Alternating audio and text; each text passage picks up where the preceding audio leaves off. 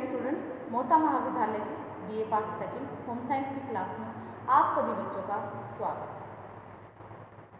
आज का जो हमारा टॉपिक है वो प्रोटीन है। लास्ट क्लास में भी यही चल रहा था। प्रोटीन की हमने लास्ट क्लास में उसके ग्रुप की बात की कि प्रोटीन के अंदर कौन कौन से ग्रुप्स पाए जाते हैं, दो तरह के ग्रुप्स पाए जाते हैं, वो बात की। फिर हमने कौन से आवश्यक अमीनो अम्ल होते हैं, कुछ अनावश्यक अमीनो अम्लों की बात की और कुछ हमने वर्गीकरण के अंतर्गत उसके अनावश्यक अमीनो अम्लों की भी बात की। उसके बाद हमने प्रोटीन की प्राप्ति कहाँ से होती है, उसके सोर्सेज क्या हैं, उनकी बात की, प्राप्ति के स्रोतों की बात की। उसके बाद में हमने प्रोटीन की हमारे आहार में दैनिक आवश्यकता कितनी होती है, यानी हमारी डाइट में कितना प्रोटीन हमें प्रतिदिन लेना होता है, उसके बारे में हमने जाना। आपको बताया कि कितने प्रकार के आयु वर्ग होते हैं, उनमें कौन कौन से ग्रुप्स के अंतर्गत कौन कितना प्रोटीन उन्हें पर डे लेना होता है या आवश्यक होता है। आज की क्लास में हम करेंगे प्रोटीन के कमी के प्रभाव, यानी प्रोटीन की जब हमारे शरीर में कमी हो जाती है तो उसके क्या प्रभाव हैं वो हमारे शरीर पर देखने को मिलते हैं। तो चलिए स्टार्ट करते हैं। प्रोटीन की कमी के कार्यों की बात करेंगे कि प्रोटीन के कार्य क्या क्या होते हैं। पहले इनके फंक्शन की बात करेंगे, उसके कमी के प्रभाव से पहले हम बात करेंगे प्रोटीन के कार्यों की बात करेंगे। प्रोटीन के कार्य हैं, सबसे पहले आपको बताया था कि इसे बॉडी बिल्डिंग कहा गया है, शरीर की आधारशिला कहा गया है, इसलिए इसका सबसे पहला जो कार्य होगा वो शरीर की वृद्धि एवं विकास करना है। शरीर की वृद्धि एवं विकास करना है।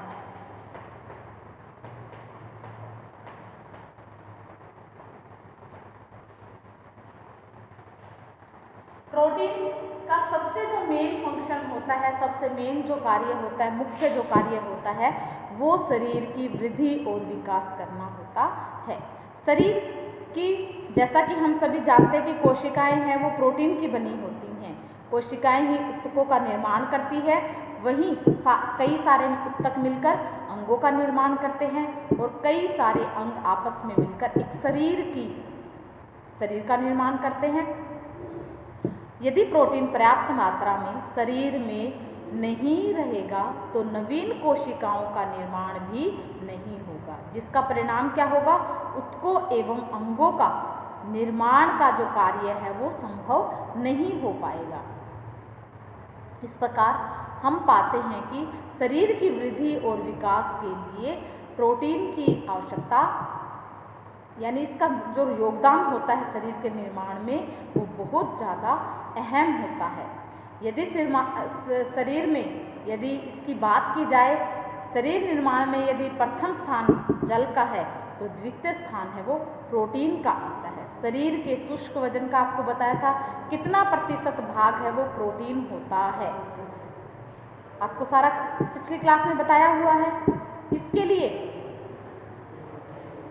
भ्रूणावस्था से लेकर युवावस्था तक शरीर की वृद्धि एवं विकास है वो चलता रहता है, निरंतर होता रहता है। यदि एक शिशु जब आप देखते हैं पैदा होते हैं तो उसका वजन, उसकी लंबाई जो होती है वो 16 से 17 इंच तक की होती है और उसका वजन कितना होता है, 3 से 3.5 किलोग्राम उसका वजन होता है।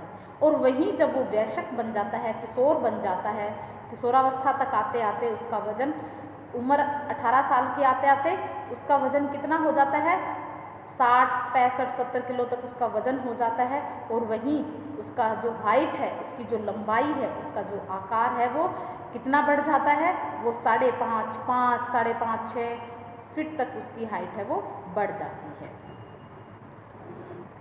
गर्भावस्था में जब माँ गर्भ धारण करती है तो उसके गर्भ में एक नए जीवन की शुरुआत होती है। फलतः गर्भवती माता की प्रोटीन की जो आवश्यकता है वो बढ़ जाती है। अभी आपको बताया था पिछली क्लास में जब हमने दैनिक मांग की बात की कि जब गर्भवती स्त्री होती है तो उसकी पर डे की जो प्रोटीन की रिक्वायरमेंट है प्रतिदिन जो प्रोटीन की आवश्यकता है वो जितनी उसकी सामान्य होती है, सामान्य में आपको बताया था कि 50 होती है, और उसमें कितनी हो जाती है 15 ग्राम और उसके अंदर ऐड हो जाती है। तो इसी की हमने बात की। तो ऐसे ही क्या है, प्रोटीन की आवश्यकता बढ़ जाती है। दूसरा जो फंक्शन है, पहला हमने किया शरीर की वृद्धि और विकास के लिए, दूसरा जो इसका फंक्शन रहेगा वो है तंतुओं के पुनर्निर्माण।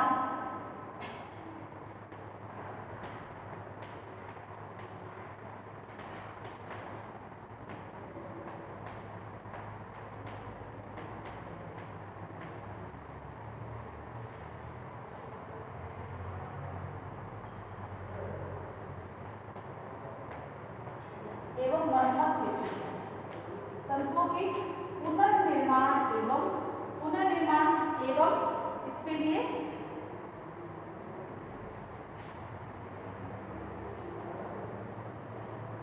मरम्मत हेतु इसकी आवश्यकता होती है। किस प्रकार से होती है, जैसे कि सभी कोशिकाएं एवं ऊतक जो होते हैं जैसे क्रियाशील एवं नरम नहीं रहते हैं, एक जैसे नहीं रहते हैं। जैसे जैसे ये पुराने होते जाते हैं ये टूटते जाते हैं। निरंतर श्रम करने एवं विभिन्न शारीरिक क्रियाओं के कारण भी विभिन्न प्रकार की जो कोशिकाएं होती हैं, उन तंतु होते हैं, ऊतक होते हैं, उनमें टूट फूट होती रहती है। इसके अतिरिक्त बीमार पड़ने पर, जल जाने पर, चोट लग जाने पर, कट जाने पर, घाव या दुर्घटना होने पर वहाँ की कोशिकाएं एवं ऊतक जो होते हैं वो काफ़ी ज़्यादा क्षतिग्रस्त हो जाते हैं। इन टूटी फूटी कोशिकाओं की मरम्मत एवं पुनर्निर्माण का जो आवश्यक कार्य है वो प्रोटीन के द्वारा ही संभव होता है। तो प्रोटीन का जो एक और मुख्य जो कार्य है वो टूटे फूटे जो तंतु होते हैं, कोशिकाएं होती हैं, उनके निर्माण और उनकी मरम्मत का कार्य करता है। ऑपरेशन वगैरह जब होते हैं तो आप देखते हैं कि प्रोटीन की जो आवश्यकता है वो बढ़ जाती है। अगला जो इसका कार्य होगा वो है शरीर के विभिन्न क्रियाओं को नियमित करना। इसके अंदर शरीर के अंदर इसमें हो जाएगा शरीर के विभिन्न क्रियाओं को नियमित करना।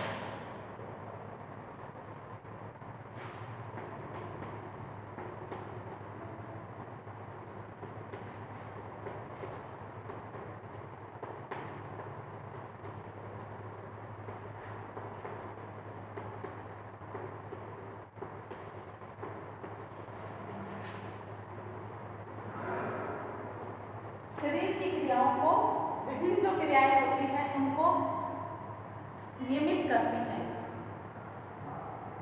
इसके अंतर्गत सबसे पहले आ जाएगा अम्ल व क्षार की मात्रा को नियंत्रित करना। काफी सारे इसके अंदर कौन कौन सी क्रियाएं होती हैं उनकी बात करते हैं। अम्ल और क्षार को संतुलित करना। हमारे शरीर के अंदर अम्ल भी होता है और क्षार भी पाया जाता है। फर्स्ट ईयर में जब हमने डाइजेस्टिव सिस्टम का पढ़ा था तब आपको बताया था कि अम्ल और क्षार किस प्रकार से शरीर में फंक्शन करते हैं। अगर इनके बढ़ जाते हैं तो ये हानिकारक भी हो जाते हैं। प्रोटीन हमारे शरीर की अम्ल और क्षार की जो मात्रा होती है उनको रेगुलेट करके रखता है, उसको नियमित कर रखता है। जब कभी हमारे शरीर में अम्ल व क्षार की मात्रा अधिक या कम हो जाती है तो वैसी परिस्थिति में प्रोटीन स्वयं अम्ल या क्षार की तरह कार्य करने लग जाता है, जिसे हम क्या कहते हैं, प्रोटीन बफर कहते हैं। और अम्ल व क्षार की तरह कार्य करता है और अम्ल और क्षार की मात्रा को वो बैलेंस बना के रखता है, उसको संतुलित करके रखता है। इसी कारण रक्त की क्षारीयता बरकरार रहती है और रक्त का जो पीएच है, पीएच मान जो होता है वो स्थिर रहता है, कांस्टेंट रहता है। हो गया ये कि एक तो अम्ल और क्षार को संतुलित करके रखता है, दूसरा है हार्मोन्स का निर्माण करता है।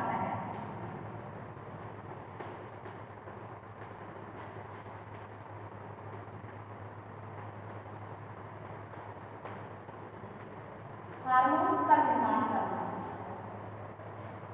प्रोटीन होता है वो हार्मोन्स का निर्माण करता है। हार्मोन्स विभिन्न गतिविधियों को नियमित एवं नियंत्रित करते हैं, जैसे थायरोक्सिन हार्मोन होता है, ऑक्सीकरण क्रिया एवं शारीरिक वृद्धि को नियंत्रित करते हैं। इंसुलिन रक्त में ग्लूकोज के स्तर को बनाए रखने में अहम भूमिका निभाता है, क्योंकि इंसुलिन क्या होता है, हार्मोन होता है। इसी तरह पिट्यूटरी, एड्रेनलिन, यौन हार्मोन आदि जो हैं हार्मोन्स है, शरीर में विभिन्न कार्यों को वो संपन्न करते हैं। प्रोटीन के अभाव में हार्मोन का निर्माण एवं उनका सिक्रीशन जो होता है, उनका स्राव जो होता है वो ठीक प्रकार से नहीं होता है। तो प्रोटीन की उपस्थिति में हार्मोन्स का निर्माण है वो सही प्रकार से होता है। अगला है एंटीबॉडीज के निर्माण।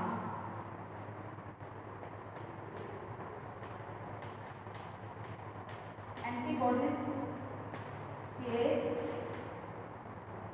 निर्माण।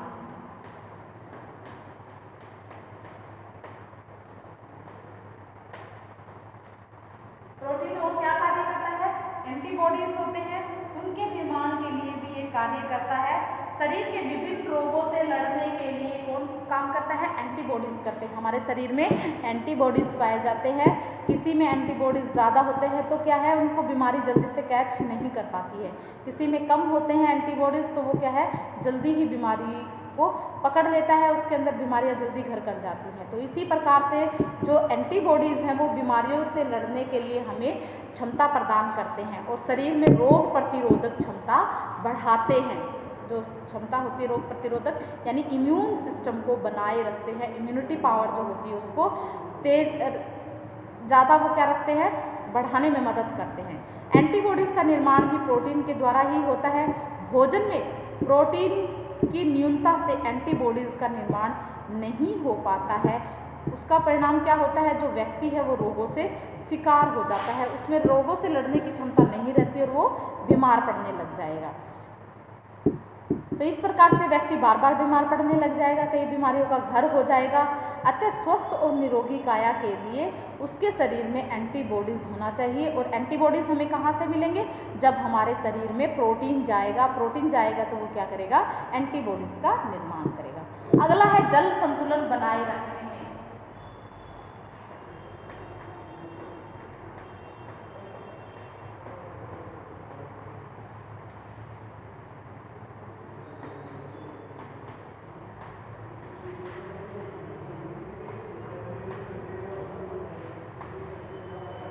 जल संतुलन को बनाए रखने के लिए भी प्रोटीन आवश्यक होता है। प्रोटीन की कमी से शरीर में पानी की मात्रा है वो बढ़ जाती है और रक्त के प्लाज्मा में प्रोटीन कोलाइड्स के रूप में उपस्थित रहते हैं। ये प्रोटीन कोशिका झिल्ली के द्वारा नहीं छन पाते हैं और प्लाज्मा में उपस्थित प्रोटीन हमारे शरीर में ऑस्मोटिक प्रेशर जो होता है, ऑस्मोटिक प्रेशर जो होता है यानी प्रासरण दाब जो होता है वो पैदा करता है, जिसकी वजह से शरीर में जल संतुलन बना रहता है। प्रासरण दाब यानी ऑस्मोटिक जो प्रेशर होता है वह दाब है जो प्रासरण क्रिया द्वारा कोशिकाओं के कोशिका झिल्ली पर पड़ता है। प्रोटीन की कमी की दशा में रक्त में उपस्थित प्रोटीन के कण रक्त वाहिनियों से बाहर नहीं निकल पाते हैं और उसमें पानी जमा होने लग जाता है। शरीर के सभी कोशिकाएं एवं तंतुओं में पानी भर जाता है, जिससे शरीर में पानी की मात्रा बढ़ जाती है और सूजन आ जाती है, जिसे ओडिमा कहते हैं, यानी सूजन स्वेलिंग आ जाती है, तो जिसे ओडिमा कहते हैं। तो ये किसकी कमी से होता है, प्रोटीन की कमी से। मांसपेशियों के संकुचन में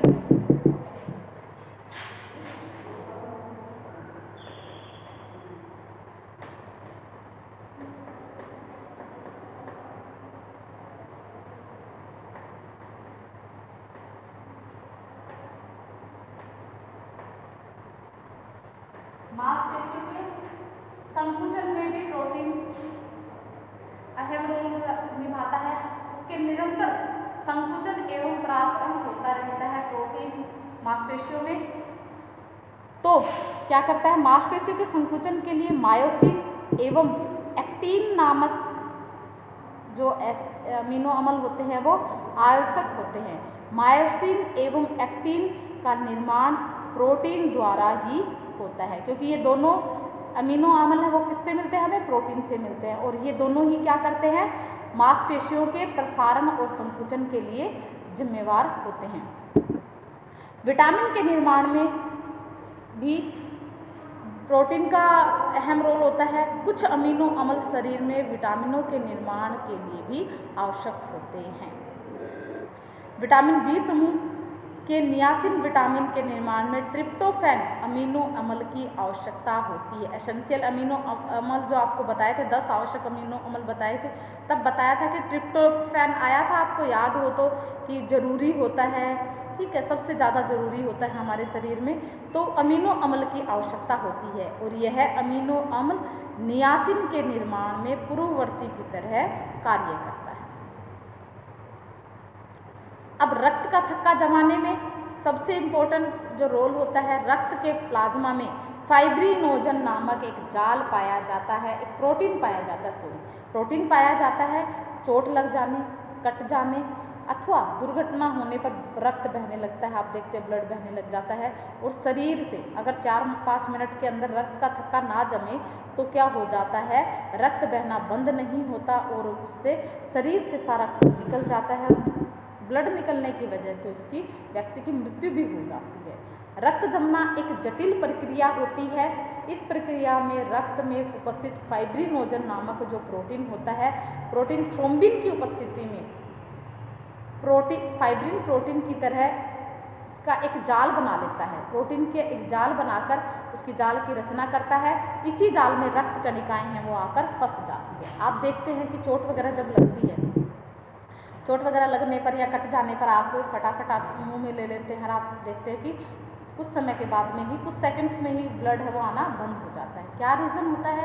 यही रीज़न होता है कि वो हमारे शरीर में रक्त का थक्का बन जाता है। आप देखते हैं कि जहाँ पर चोट लगी होती है वहाँ से खून बाहर नहीं निकलता, क्योंकि उसके ऊपर क्या होता है, फाइब्रिनोजन नामक एक प्रोटीन जो जाल होता है वो उसके ऊपर बन जाता है और जैसे ही ब्लड बाहर निकलता है उस पर जाली पे चिपक जाता है और वो हवा के संपर्क में आकर वहीं सूख जाता है। तो इसी प्रकार से ब्लड बाहर नहीं निकलने देता है उसको, तो ब्लड लॉस होने से वो बच जाता है, व्यक्ति की मृत्यु होने से बच जाता है। अगर इसकी कमी हो जाए तो शरीर में क्या हो जाएगा, व्यक्ति की मृत्यु हो जाती है ज़्यादा रक्त बहने से। अब आ जाएगा सामान्य दृष्टि में सहायक। आगे मैं लिख रही हूँ, वैसे ही बोल रही हूँ कि एक तो आपको बताया कि रक्त का थक्का जमाने में, और दूसरा मैंने बताया सामान्य दृष्टि में सहायक। सामान्य दृष्टि के लिए आंखों की दृष्टि पटल में शंकु एवं दंड, आपको बताया था कौन से रोड्स पाए जाते हैं। शंकु में एडोप्सिन, दंड में रोडोप्सिन नामक पिगमेंट्स होते हैं, यानी वर्णक होते हैं। ये वर्णक मंद रोशनी तथा रंगों को देखने में मदद करने, जो अपने पिगमेंट्स होते हैं वो ही क्या करते हैं, कलर्स को पहचानने में मदद करते हैं कि ये रेड है, ये ब्लू है, ये ग्रीन है, ये वॉयलेट है, ये ब्राउन है। तो वो कौन करता है मदद, जो हमारे कोन्स और ये जो होते हैं पिगमेंट्स होते हैं, ये ही हमारे मदद करते हैं। तो रोडोप्सिन में ऑप्सिन उपस्थित रहता है। ऑप्सिन के निर्माण के लिए प्रोटीन है वो अति आवश्यक होता है। अगला जो इसका कार्य है रेगुलेटरी वर्क के अंतर्गत, तो स्थानांतरण प्रोटीन के रूप में रक्त में उपस्थित स्थानांतरण प्रोटीन पोषक तत्वों के ऊतकों एवं कोशिकाओं तक पहुंचाने में मदद करता है। उदाहरण के लिए जैसे लाइपोप्रोटीन है वो वसा को पहुंचाने का काम करता है। हीमोग्लोबिन O2 एवं CO2 को स्थानांतरण करता है, एक स्थान से दूसरे स्थान पर ले जाने का कार्य करता है। और रेटिनॉल को संयुक्त करने वाली प्रोटीन है वो कौन सी होती है, विटामिन ए को करती है। इसी प्रकार से ट्रांसफेरिन नामक जो प्रोटीन है वो क्या करता है, लौह तत्वों के स्थानांतरण में महत्वपूर्ण भूमिका निभाता है। अगला जो इसका मुख्य कार्य है वो है ऊर्जा प्रदान करने के लिए। अब चौथा जो हमारा कार्य आ जाएगा वो आ जाएगा ऊर्जा प्रदान करने के लिए।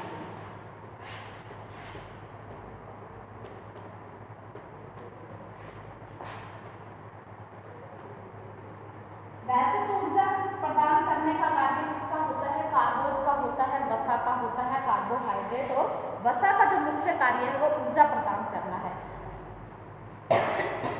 लेकिन आप देखते हैं कि फास्ट वगैरह जब करते हैं आपको पूरे दिन भूखा रहना पड़ जाता है, आप खाना नहीं खाते, तो उस कंडीशन में जो हमारे शरीर में से ऊर्जा जो संचित होती है, जो ऊर्जा स्टोर होती है वो बाहर निकल जाती है। तो तब वो क्या करता है कि जो ऊर्जा खाने से नहीं मिलती वो हमें कहाँ से मिलती है, रोटी नहीं खाई आज पूरे दिन तो ऊर्जा आप देख रहे हो ताकत वैसी ही रहती है, वो किससे मिलती है, दूध जैसे आपने एक गिलास पी लिया, या हमारे कुछ भी नहीं खाया लेकिन हमारे शरीर में जो प्रोटीन जा रहा है, दूध आप फास्ट में दूध पी लेते हैं तो आप देखते हो कि दूध पीने से आपको भूख नहीं लगेगी, क्योंकि आपको थकावट भी नहीं होगी, क्योंकि जो ऊर्जा देने का कार्य है वसा का और कार्बोहाइड्रेट का है, वो कार्य कौन करने लग जाता है, प्रोटीन करने लग जाता है। वो अपना काम है वो छोड़ देता है, उसके ऊर्जा देने का कार्य करता है। तो एक तरह से जब हम व्रत वगैरह करते हैं या फिर हम खाना नहीं खा पाते तो उस केस में जो ऊर्जा देने का कार्य है वो कौन करता है, वो हमारा प्रोटीन करता है। ऊर्जा प्राप्ति का स्रोत इसे माना गया है। अगला जो है दूध निर्माण में, दूध निर्माण में भी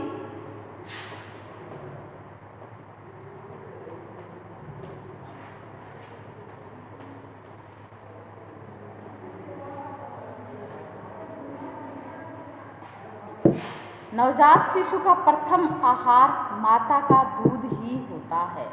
शिशु के सही पोषण के लिए माँ का दूध सर्वोत्तम माना गया है। माँ के दूध के निर्माण के लिए प्रोटीन जरूरी होता है, क्योंकि माँ के दूध में 1.2% प्रोटीन होता है, अतः धात्री माँ को अधिक मात्रा में प्रोटीन का सेवन करना पड़ता है। आप देखते हो कि आपको बताया कि हमारी जो धात्री माता, दूध पिलाने वाली जो माता है, उसका जो प्रोटीन इनटेक है वो बढ़ जाता है। जैसे आपको बताया 0 से 6 महीने का जब बच्चा है तो उसको 25 + 25 हो जाता है, 50 में 25 और प्लस कर देते हैं।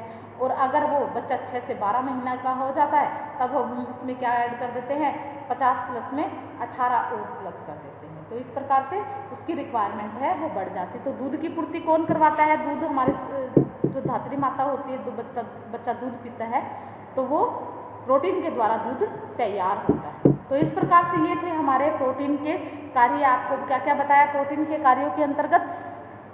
प्रोटीन के कार्य के शरीर की वृद्धि एवं विकास में हेल्प करते हैं। तंतुओं के पुनर्निर्माण एवं मरम्मत हेतु भी प्रोटीन हेल्प करता है। शरीर के विभिन्न क्रियाओं को नियमित, जो रेगुलेटरी फंक्शंस होते हैं उनको नियमित करने के लिए भी, रेगुलेटरी जो नियमित जो कार्य होते हैं, प्रतिदिन के जो कार्य होते हैं उनको भी कौन करता है, प्रोटीन करता है। पूरा अम्ल और क्षार को संतुलित बना के रखता है। हमारे शरीर में पीएच बैलेंस है, पीएच को बना के रखता है। अम्ल और क्षार की जो मात्रा होती है उसको ना तो कम होने देता है ना ही अधिक होने देता है। हार्मोन्स का निर्माण भी कौन करता है, कई प्रकार के हार्मोन्स होते हैं उनका निर्माण कौन करता है, जैसे कि आपको बताया था थायरोक्सिन हार्मोन था, इसमें काफ़ी सारे हार्मोन्स मैंने बताए थे इसमें, तो उनके निर्माण का कार्य कौन करता है, प्रोटीन ही करता है।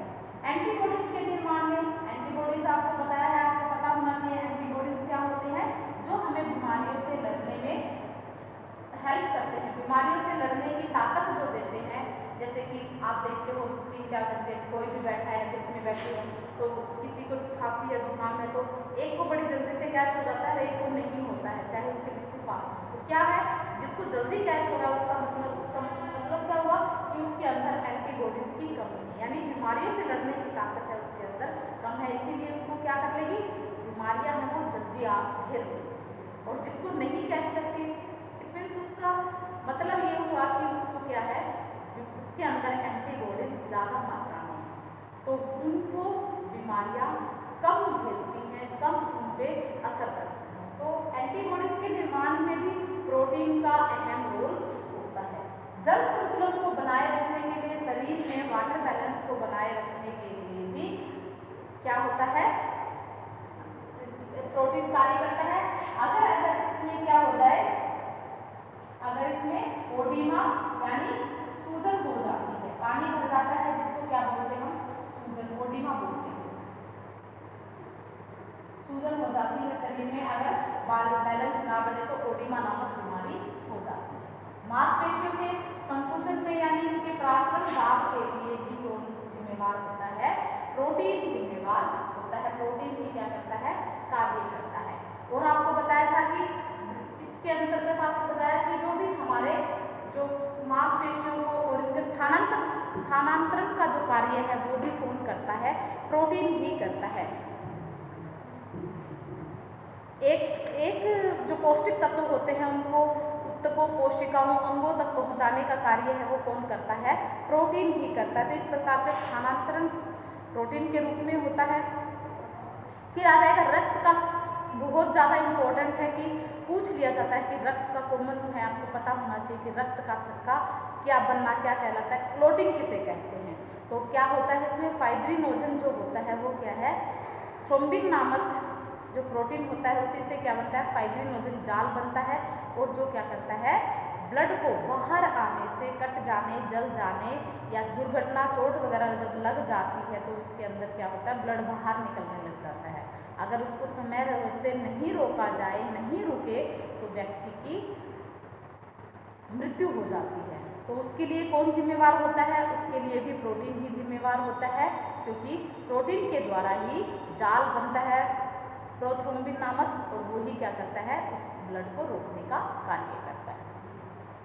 सामान्य दृष्टि में सहायक भी कौन होता है, प्रोटीन ही होता है सामान्य दृष्टि के लिए। अब फिर मैंने बताया ऊर्जा प्रदान करने का कार्य, ऊर्जा प्रदान करने का कार्य कौन करता है, प्रोटीन ही करता है। शरीर को आपको बताया कि मुख्य जो कार्य होता है प्रोटीन का वो क्या होता है, वृद्धि और विकास, और तंतु होते हैं उनके टूट फूट के लिए मरम्मत का कार्य है वो प्रोटीन करता है।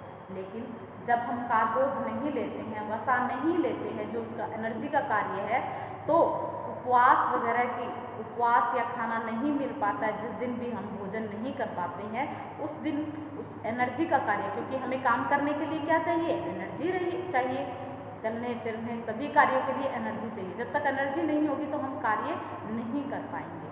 ठीक है, जैसे मैं बोल रही हूँ तो मेरे बोलने में भी एनर्जी वेस्ट हो रही है, एनर्जी बर्न हो रही है, तो उसके लिए भी क्या चाहिए, खाना चाहिए। आप जिस दिन ज़्यादा बोलेंगे आपको उतनी ज़्यादा भूख लगेगी, क्योंकि आपकी क्या होती है, कैलोरी बर्न हो जाती है, एनर्जी ऊर्जा व्यय होती है।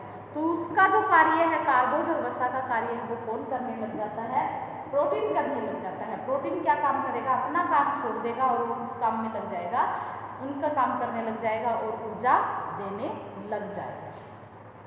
ऊर्जा के बाद में आपको बताया दूध निर्माण के लिए धात्री माता होती है, उनको बच्चे को पिलाने के लिए दूध चाहिए, तो उन दूध के निर्माण के लिए भी इसमें उसको प्रोटीन की आवश्यकता होती है। अगर वो प्रोटीन नहीं लेगी तो दूध नहीं बनेगा, और प्रोटीन अगर लेगी तो उससे क्या बनेगा, दूध बन जाएगा और बच्चे की पूर्ति हो जाती है। तो इस प्रकार से हमने क्या किया, आज की क्लास में हमने किया कि प्रोटीन के कार्य कौन कौन से होते हैं, इनके बारे में जाना। अब इसके बाद में हम जो करेंगे वो है प्रोटीन की कमी के प्रभाव, कि प्रोटीन की अगर शरीर में कमी हो जाती है तो उस पर क्या प्रभाव पड़ते हैं। इसमें काफ़ी सारे हैं तो प्रोटीन की कमी के प्रभाव।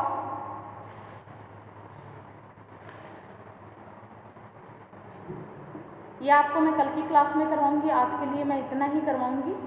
Okay bye, have a nice day.